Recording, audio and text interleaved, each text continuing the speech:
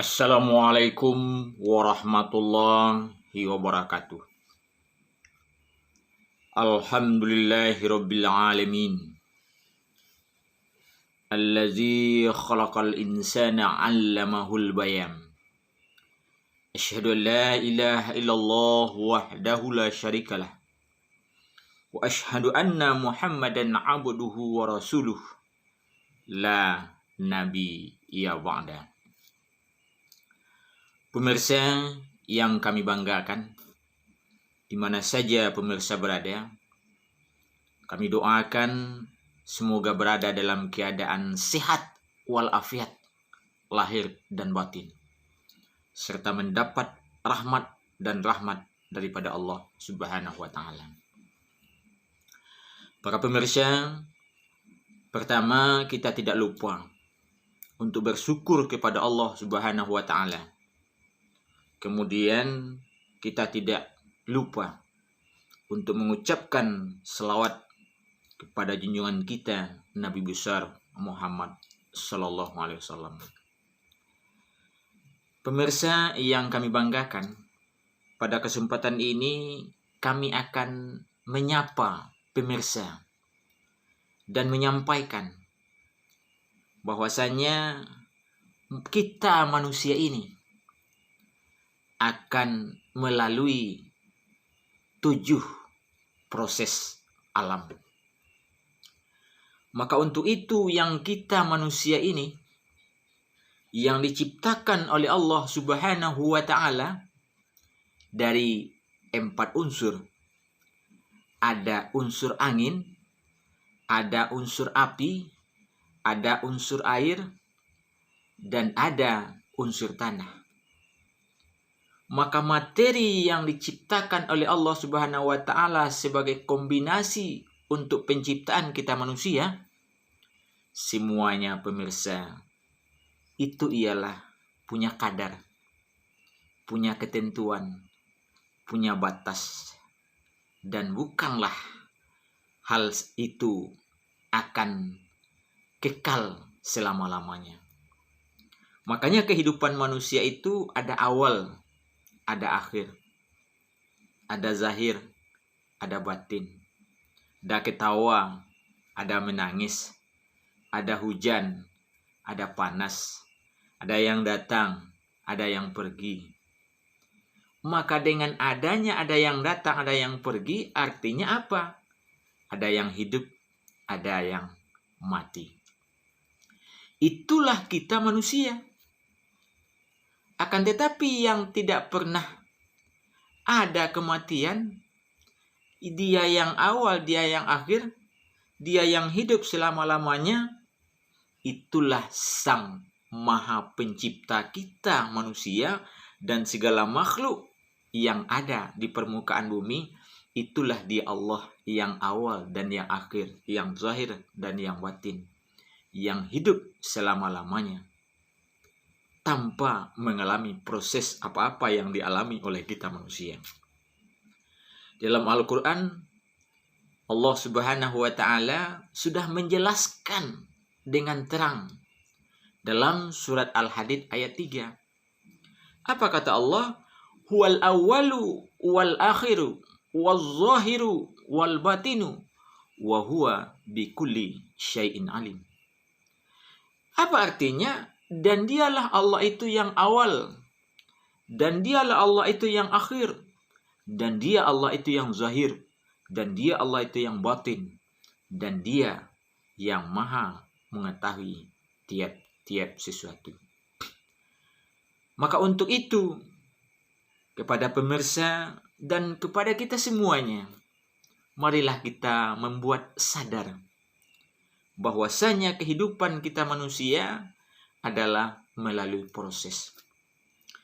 Kita manusia ini akan berada pada 7 proses. Yang pertama, proses kita manusia yang pertama berada pada alam ruh. Ini jelas oleh Allah Subhanahu wa taala dikatakan dalam surat Al-Isra ayat 85. Apa kata Allah? Wa yas'alunaka 'anil ruh. kulliruhu min amri rabbi wa ma utitum minal ilmi illa qalila. Apa artinya? Dan jika bertanya kepada engkau Muhammad, hambaku, tentang ruh, maka katakanlah ruh itu adalah urusan Allah. Urusanku, kata Allah. Tiadalah manusia itu dikasih pengetahuan tentang itu. Illa qalila, kecuali sedikit sekali. Ini yang pertama, kita manusia berada pada alam ruh. Yang kedua, kita manusia berada pada alam rahim. Bahasanya Allah Subhanahu wa ta'ala, semua kita makhluk manusia ini berada di alam rahim ibu kita masing-masing. Maka untuk itulah kita dianjurkan untuk berbuat baik dan berbakti kepada kedua orang tua kita. Ingatlah kita bahwasanya semua kita berada di dalam kandungan ibu kita masing-masing. 9 bulan 10 hari. Ada yang lebih daripada itu, ada yang kurang daripada itu. Kita selama itu bernaung di dalam perut ibunda kita masing-masing. Kata Allah di dalam Al-Quran surat An-Nahl ayat 78, kata Allah, wallahu akhrajakum min butuni ummahatikum la ta'lamuna syai'a was-sam'a wal absara wal afidah la'allakum tashkurun. Apa artinya? Dan Allah lah yang mengeluarkan kamu dari perut ibumu dalam keadaan kamu tidak mengetahui satu apapun juga. Kemudian Allah beri kita pendengaran, Allah beri kita penglihatan. Apa tujuan Allah? Hendaklah kamu bersyukur dan bersyukur kepada Allah Subhanahu wa ta'ala. Dengan lahirnya kita ke dunia, bersyukur kita kepada Allah Subhanahu wa ta'ala. Maka setiap kita insan manusia, bersyukurlah kepada Allah dan bersyukurlah kepada kedua orang tuamu, karena orang tuamu sudah mengandungmu 9 bulan 10 hari, ada yang lebih dan ada yang kurang. Inilah anjuran Allah Subhanahu wa ta'ala yang kedua, kita berada dalam rahim ibu kita masing-masing. Yang ketiga, kita berada pada alam dunia. Apa itu alam dunia? Ad-dunia darul amal, akhirat darul jaza. Dunia itu tempat beramal, dunia itu tempat berkiprah, dunia itu tempat berkarya, dunia itu tempat berbuat. Maka berbuatlah kita dalam kehidupan dunia ini untuk apa? Untuk mencari berbagai kebutuhan, untuk mencari berbagai fasilitas. Tujuannya apa? Supaya kita bahagia hidup di dunia, mencapai sehat walafiat, untuk mewujudkan bagaimana kita mendapatkan setetes air, bagaimana mendapatkan sesuap nasi, bagaimana mendapatkan punggung akan tertutup dengan pakaian, dan mendapatkan kebutuhan yang sebaluk. Maka kita dianjurkan oleh Allah Subhanahu wa ta'ala untuk berkarya, untuk berbuat. Ad-dunia darul amal, untuk berbuat. Maka kita berbuat untuk dunia, mencari bahagia dunia, dan berbuat untuk akhirat adalah untuk mencari keridhaan Allah Subhanahu wa ta'ala di alam kehidupan akhirat nanti. Itu alam yang ketiga, alam dunia. Yang keempat yaitunya alam akhirat, yang disebut juga dengan alam kubur. Alam kubur adalah alam yang diciptakan oleh Allah Subhanahu wa ta'ala setelah proses kehidupan dunia. Kita semua akan masuk ke alam kubur. Dalam Al-Quran, dalam surat yang sudah dijelaskan oleh Allah dalam surat At-Takasur, Allah katakan, Alhaakumut takasur hatta zurtumul maqabir kalla sawfa ta'lamun. Apa kata Allah? Dan bermegah-megahan kamu dalam kehidupan dunia ini, maka kelak engkau akan masuk ke dalam yang namanya kubur. Apa itu kubur? Adalah tempat yang sempit. Apa itu kubur? Tempat yang sunyi.